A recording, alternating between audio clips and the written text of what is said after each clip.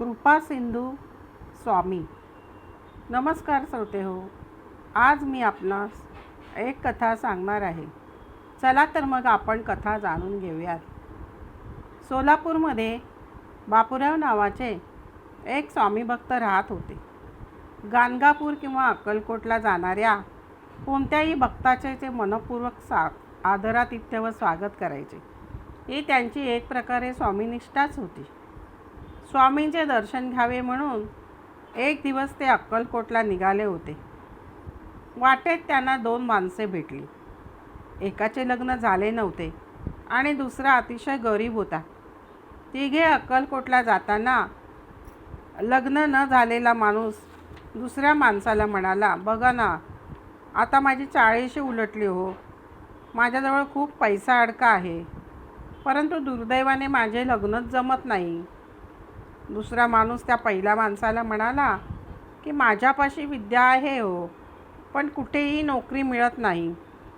दोघांचे बोलणे बापूरावांनी ऐकून घेतले. इतक्यात पहिला दुसऱ्या माणसाला म्हणाला की आपली कामे जर स्वामींनी केली तर आपण त्यांना अवतारी पुरुष म्हणून जरूर संबोधू.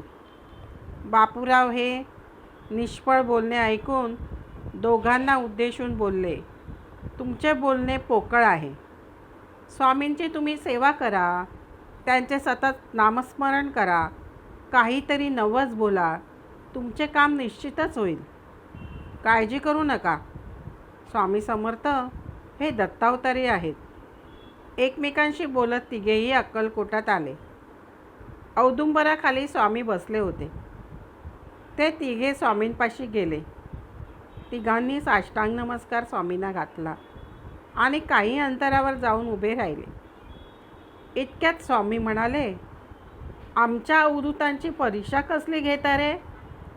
स्वामी त्रिकालज्ञ आहेत याची त्यांना खात्री लगेच पटली, कारण स्वामींपर्यंत त्या तिघांचा आवाज पोचला होता. लग्न न झालेल्या माणसाने स्वामींकडे पाहिले आणि त्याने आपणच आपल्या थोबाडात मारली. तसेच दुसऱ्या माणसाने सुद्धा तेच कृत्य केले. दोघांनी स्वामींची क्षमा मागितली. स्वामींच्या सेवेत तिघेही राहिले. काही दिवसांनी ते स्वामींचा निरोप घेऊन माघारी वळले. ज्याचे लग्न जमत नव्हते त्याचे लग्नसुद्धा झाले आणि ज्याच्याजवळ पैसा नव्हता त्याला विद्येच्या बळावर संस्थानामध्ये उत्तम नोकरी मिळाली. दोघांचीही स्वामींवर निष्ठा बसली आणि ते तिघे अक्कलकोटला येऊन नित्य आशीर्वाद व दर्शन घेऊ लागले. धन्य धन्य ते स्वामी. तात्पर्य.